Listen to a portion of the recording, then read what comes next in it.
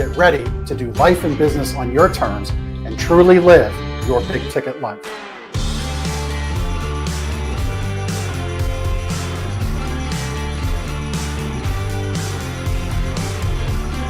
You either make excuses or you choose to level up. What amazing guests living the big ticket life.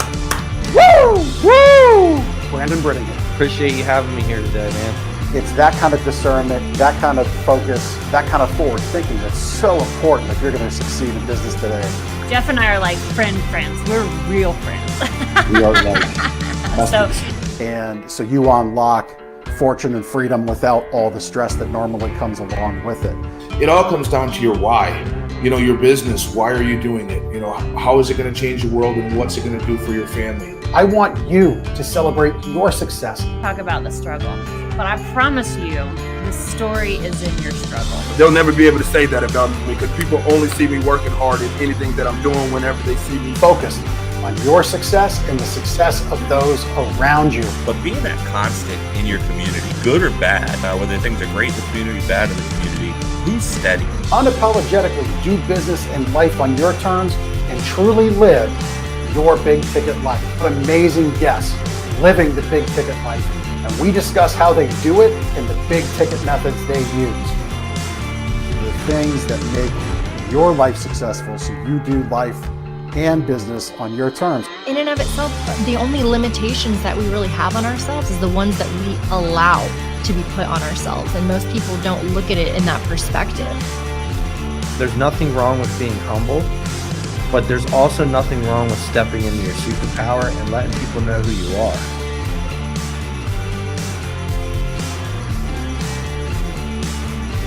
Get ready to do life and business on your terms and truly live your big ticket life.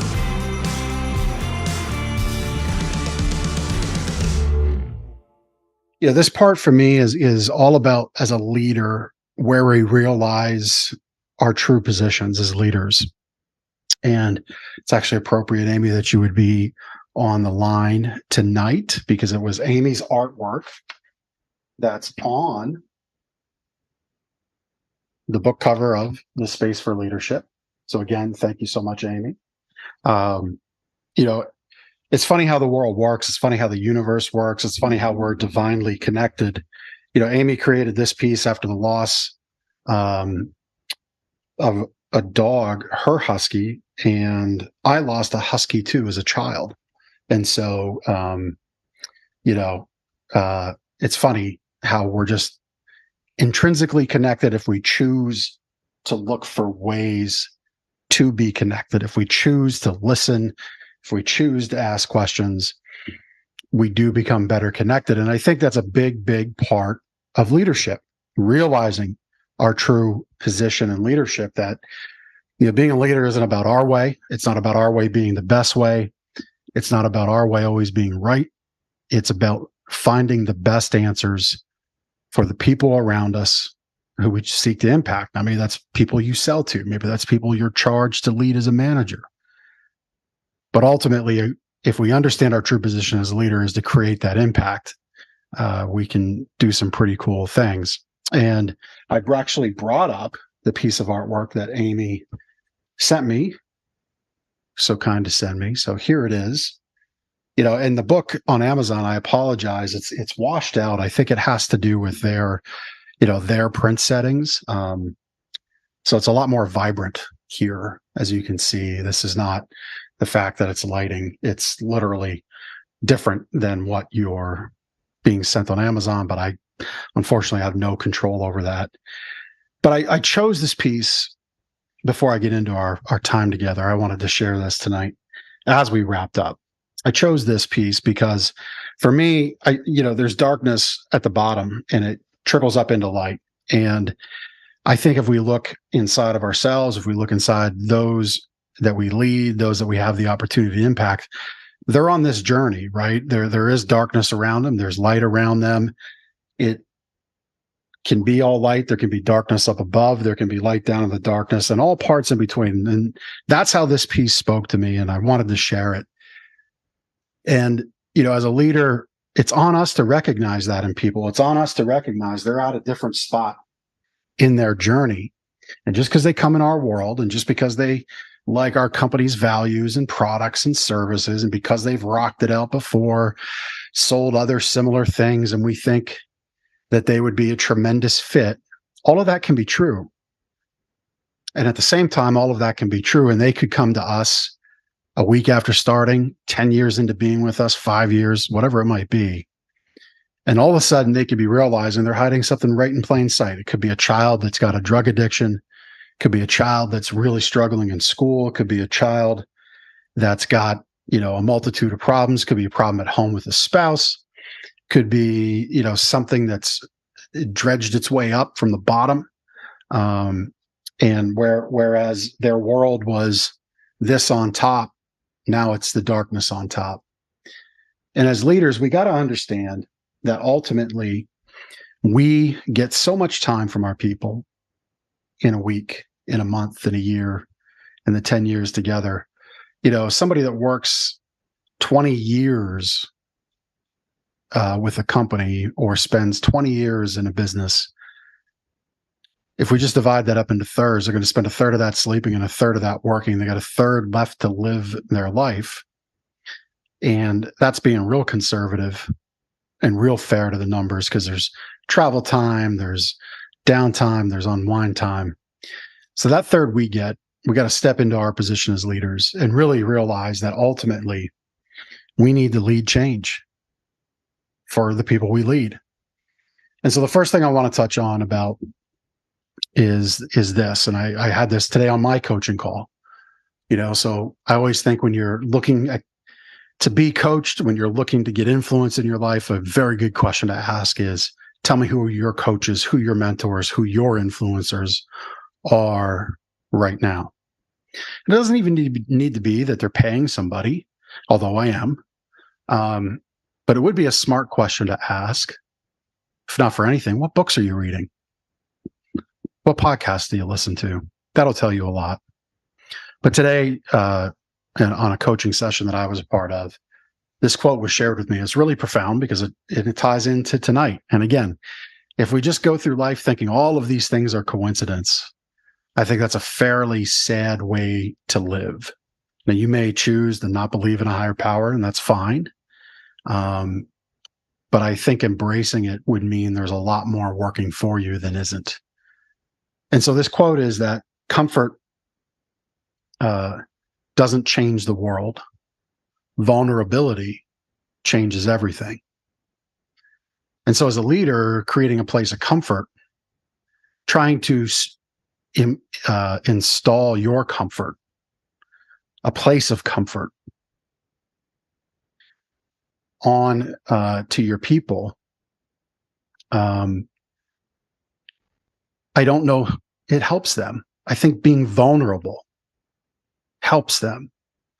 It shows that the people who lead them aren't perfect. It shows that the people who lead them care, that they're humans as well. And so I would give that to those who watch this to really think about that comfort doesn't change the world. Vulnerability changes everything. And I'll share with you, I was very vulnerable with my team at my retail business. I shared my story with them that's in the book about my abuse in the past. And it was a very profound moment with them. And I said, I hope this explains some of our interactions of the past. Note, I said explains. I didn't say I hope this excuses, because as leaders, we should also have extreme accountability and extreme ownership. But I put that in the book as well, for family, for friends, business acquaintances, people that have crossed paths with me. I hope that all of this explains interactions that we may have had that weren't favorable. And so I live this. I live this every day. I've had 3 podcasts today talking about this topic, and I will continue to have multiple times a week talking about vulnerability, talking about my story of childhood sexual abuse and how I believe my broad shoulders allowed this evil to be given to me. It was, and again, that is a heavy phrase. I say it easily, but it isn't easy to say, if that makes sense. because it wasn't easy to get to this point. But I can say it easily now because I believe it. And that goes back to a few minutes ago of when I stopped believing that this world was just coincidence, and I embraced a higher power, and I embraced all of that goodness, and that things can mean something more than just ourselves. Became a lot happier, and here we are today. And I've got a powerful book that's changing lives. I get feedback like that regularly. But if we accept that what is given to us, both good and bad, is because we have the ability to shoulder it. One of the chapters in the book is the broad shoulders meant to carry evil. This is what I mean by it. And I share this purposefully. I believe this was put in my path because it was known I could carry it. And another young man named Sean could not. And Sean ultimately committed suicide. And so I share this with you not to, invoke sympathies, not to invoke any other feeling than that it's important to know when we're vulnerable and when we share our human side as a leader, we extract more humanness from our people around us. And that would be my second point, that our role as a leader, as a business owner, as somebody who has the opportunity to impact others, that if we're not focused on developing humans into better humans as part of our day, if our sole focus for 8 hours a day is just productivity and efficiency and sales process and fulfillment, that's a pretty sad way, in my opinion, to lead. I would much rather see folks, and that's what I implore people to do, is to carve out some of that time to make the human beings around you better humans and shift away from always extracting the doing from the humans. Focus on human beings, not on human doers. That's a tremendous shift. And I get it. I understand people own businesses. They buy businesses for an investment. I get that. I really, truly do. I am that person. But at the same time, I am also that person that understands I've got human beings around me who bring daily different clashes into the four walls we share. And they're not doing that to intentionally derail this quarter's profit. They're not doing that to intentionally disrupt the big project that everybody's been working on for 2 years. That person quite possibly was blindsided by a spouse who was just diagnosed with stage 4 cancer. And that literally happened, a connection in my life. Literally happened. I posted it on my Facebook page. A gentleman who is the cousin of a friend of mine in June, just wasn't feeling good, goes to the doctor, and stage 4 cancer it is. Imagine his wife and his family and none of that. Suppose his spouse was a part of a big project. None of that was planned to disrupt the day of the company where she works. And so as a leader, we got to understand that. Again, I'll go back to the analogy I shared. I think it was in the first session. We're in the left lane of the highway. That person in front of you is driving slow. They didn't. There wasn't a grand scheme that day to wake up at 6:30 and get on the highway by 6:50 and get right in front of you at 6:51. That wasn't the plan. Okay, they're in the way because maybe they're in their own moment, and we just have to accept that. So we can choose to react. We can choose to just go around. We could choose to maybe slow down. We can choose any number of ways, but how we react says more about ourselves than it does the situation that they bring to us. Again, I'll go back to vulnerability. We show it, we share it, and we live it. Yeah, just Monday, I had an example at the store with one of my team members.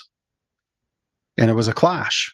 was a clash between his self-preservation, his ability to earn a paycheck, and a clash between what we're doing to further the company.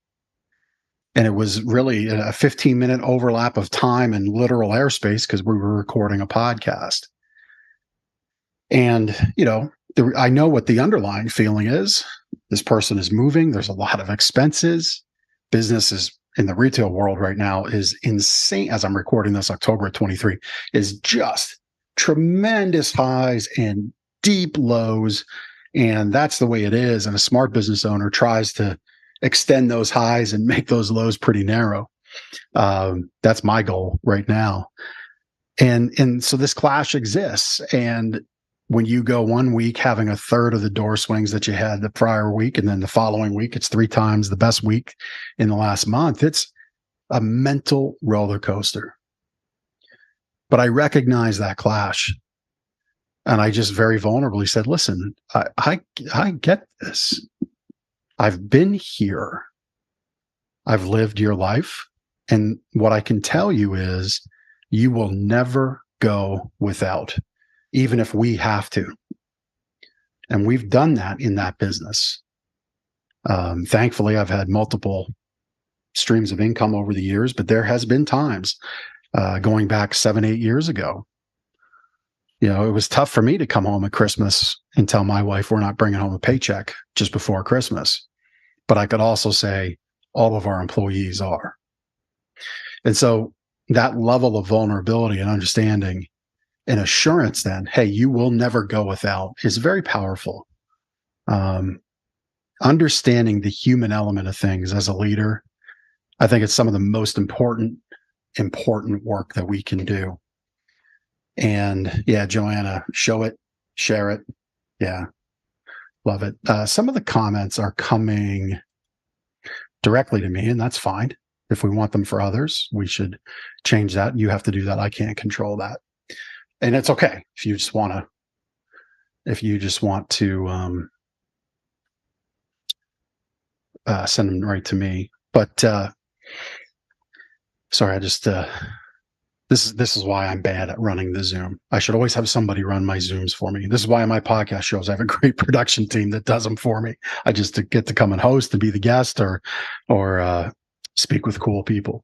But all of this really, when it comes to, I see that. Thank you, Amy. Thank you, Joanna. It's not giving you that option. Okay, no problem. I'll deliver the comments over the air. All of this really comes down to what I feel is my true position, my true calling as a leader in this world. And I am a leader. I'm not ashamed to say it. I don't think I say that from a position of arrogance, because as a leader, my number one thing is to see people around me succeed. And I've so long was only focused on that succeeding part, because for me, succeeding was about hiding that big gaping wound in my chest from being a child and what I went through. And when I tell you it's gaping, it is gaping. There are days where it's just really rough to go through it. And then there's other days where it's not so bad, but it's there. And I don't know that it'll ever close. I hope it will someday, but I know that there's a lot of other people around me. The statistics say as much, but I can see it. I can see it, and I can feel it. I acknowledge it, and I understand it. And, that goes back to what I said earlier in our time together today, is we just got to be open to looking around, asking questions, and, recognizing that there is a clash, recognizing that there is hurt. So for me, this whole mission, this whole purpose, realizing what my true position is, like what gap do I fill? Because I think that's another one of my, actually, I know it is. I took a disc test today. Cool little thing. Disc test to be on a podcast, so the host can get the most out of the guest to make the guest look great, which I think is brilliant. this doesn't exactly say this about standing in the gap, somebody willing to take the arrows. But that is who I am. And for so long, it was look at what I'm doing for you. Look at what I'm doing for success for you, for success for us. Look at what I'm doing. Instead, the flip of the script should be, how can I help you? What impact can I create for you? And if there's healing to be done, how can I assist in that? And it's in the book. I meant to bring it up. Shucks. I'll have to show the draft version here. But in the book, again, you can go thejeffg.com/book to get the book if you haven't got it yet. But you might see this recording in the future and be getting the book as a result of it. But I'll just hold this up to the camera. So that's a little picture of this rock that I got at a retreat back in January of 23. And I replaced that rock as part of the exercise. My original rock wasn't that one. That one's in the shape of a heart. That one I picked out of the box of rocks. And as I picked it out, the word healing was given to me as what my impact is. If I'm going to stand in the gap, what's on that pedestal holding me up? What's that bridge I'm trying to create from one side of the gap to the other? What ultimately is going to, start to repair that gaping wound I talk about? Healing. That's what it's going to be. And so if we look to lead others, if we look to help others create impact, and then to be able to do that, they have to be an embodied person. They have to be somebody that is whole, or at least,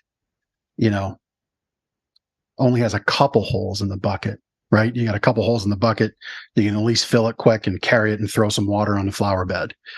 But man, if it's just bottomless, you're just, everything you give to that person just pours right through them. And it's no wonder they don't retain anything. It's no wonder they don't get it, because whatever healing they got to go through, whatever they're dealing with in the moment, you're just pouring into them, but it's pouring right out the bottom.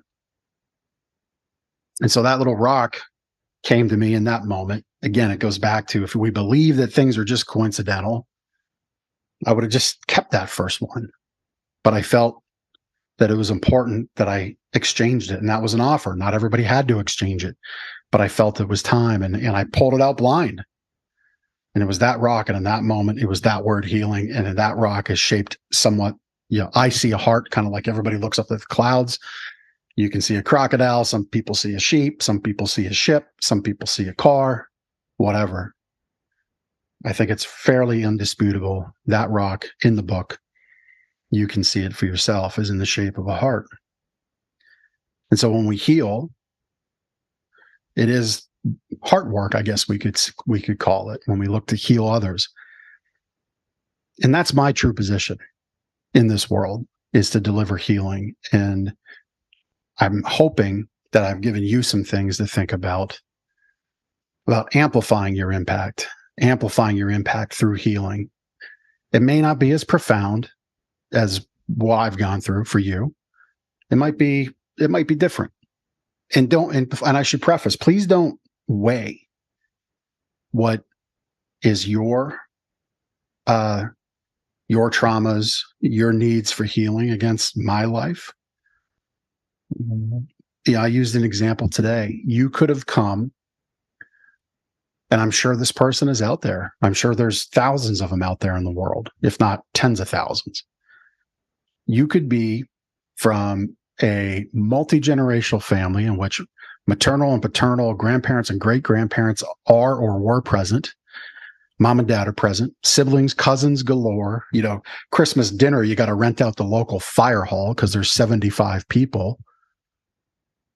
4-bedroom, 2-bath house, picket fence, dogs, cats, tire swing in the front yard. Idyllic, typical American dream upbringing. But a lot of times behind that, hiding in plain sight, is stuff that happens. And so let's say that thing that happened to this person is just Mom and dad were super hard on the grades. And that framed somebody. That led them to believe they were always going to be less than. I don't want that weighed against my past. I don't want that weighed against somebody else's past. I don't look to my stuff as, well, I had this and they had that, so they're worse off than me. It's all for us. And so as a leader, if we're going to create this healing through impact, we got to just accept that everybody's on a different wavelength. Everybody's got a different path they're going on in life, but their paths have intersected with us. And it's just so important that we recognize that. It's so important that we do carve out that time. And again, maybe it's an hour a week. Maybe it's 15 minutes a week. I would urge you to start to do things that give people the opportunity to connect with you. And you might be wondering how. It's that vulnerability. Your vulnerability as a leader will change everything. I had a conversation today with that employee about the negative interaction, that clash we had around what his desires were, what we were doing. Really, it's the same thing. And, the conversation was, look, it wasn't that you were interrupting my thing. Ultimately, it was that we had a set amount of agreements. And it was ultimately that the way it was presented is you were the only person in here right now, ignoring the needs of myself and my business partner and ignoring the needs of our other team members.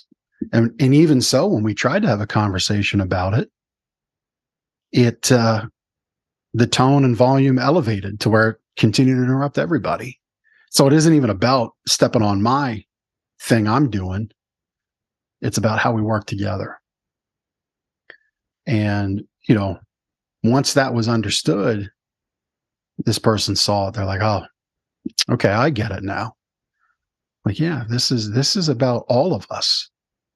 And so from that, I took a couple things that we can improve upon. We're going to put some added signage out to keep things a little quiet in that area of the store while we record our show. But I recognize the need to make that sale, the need to help that guest, the fear that if I can't let the guest do it their way, it's going to go wrong for me. I recognize that. I get that. So ultimately, we just give the tools to our team to better succeed so they don't have that fear. That's the understanding I want you to have about those you lead. Where's their fear? If it isn't something they need to heal, there's undoubtedly they've got a fear in their day, which creates a clash. And as a leader, we got to accept that. I know we just want to produce things. I know we want to sell things. We want to make money, write checks, and go home. I get it. I really, truly do. Our world's different. Our world's hurting. There's a lot of healing that needs to be placed. And the leaders that commit to this ultimately are the ones that create impact. And when we can create impact through this vulnerability that I'm talking about, the ability to be vulnerable and be a human with your people and look to extract humanness from them, we're unstoppable, utterly unstoppable. So I kind of rambled there. I was imploring you, please start this habit. When you watch this video, start this habit, lead it off, call a 15-minute meeting, show some of that vulnerability of yourself. Maybe it's in a way you've embraced a project. Maybe it's in a way you've led a new thing. Maybe it's in a way that you've handled a situation that deep down wasn't the best. Be vulnerable there. I'm not asking you, if you're not there, you don't have to take that leap that I did with my team and, reveal that real personal story. I'm not necessarily asking that. Maybe you get there, but vulnerability, that first step in it, because it's not going to come from your team. It's got to come from you. Create that habit this week after you watch this video. Create it right away. 15 minutes. You have 15 minutes. I know you do. Build the habit, expand the time, create the space for healing. You'll have nothing but impact, and life will be so much better. So Joanna, thank you. And Joanna, I want to just recognize right now, she was somebody that really helped me get this book off the ground. So my dear friend, thank you. You're welcome. And I want to thank you. I don't believe there are any accidents. I only believe in synchronicities, as you Yep. know. And you and I connect on that level. So it's no accident that I'm here tonight. I did have to cook some kale before I was starving, so I did have to eat and couldn't be on camera the whole time. But that's exactly the place I am. I have been, people have been telling me for a long time, you have to start doing videos that are not scripted, where you're not reading off a teleprompter. You just have to be yourself, makeup or no makeup, just tell the truth. And I because I was literally brought up, by people that said, we don't want the neighbors to know, that kind of thing. So I was literally brought up. And then later in life, after my mother attained quite a status in her job, her life was threatened all the time. So I grew up with these walls around me. You have to be careful because somebody's going to see you and shoot you. So breaking that down to get to the point where I could look in front of this camera and not worry. And I'm a crier. So my biggest fear is, I'm going to record it. But I'm letting go, and I'm realizing that that's my growing edge, and I have to be on that growing edge, because if I'm not vulnerable, they can't be vulnerable. And the events of the world right now, I am so convinced that those of us that can lead must lead in whatever way we can. And I'm leading it, because you understand the background of positive psychology. I'm leading in a very positive, healthy way that takes into account the well-being of our employees is really, really, really critical. Yeah. And actually, I'm studying to become a certified chief well-being officer now, so that I can congratulations. Thank you. I think it's really important to understand what it means. But you know me well enough to know that I have an intuitive sense of what it means. So I know with my clients what that means. And that's another thing I think leaders really have to do now, is go to their heart and spend time in their heart, breathing into the heart and coming in contact with their intuition. Yeah. Yep. You give me a thought, and then I want to go to Amy before our time wraps up in about Absolutely. 5 minutes. You shared you're a crier, that was something you shared here on our time together. You look in some of my podcasts as I began to tease this book, talk about it. I did a whole Space for Leadership podcast show. It was just me. I won't say it was straight out tears down my cheeks, but you saw it. You saw that humanness. And so I would challenge people watching this at some point.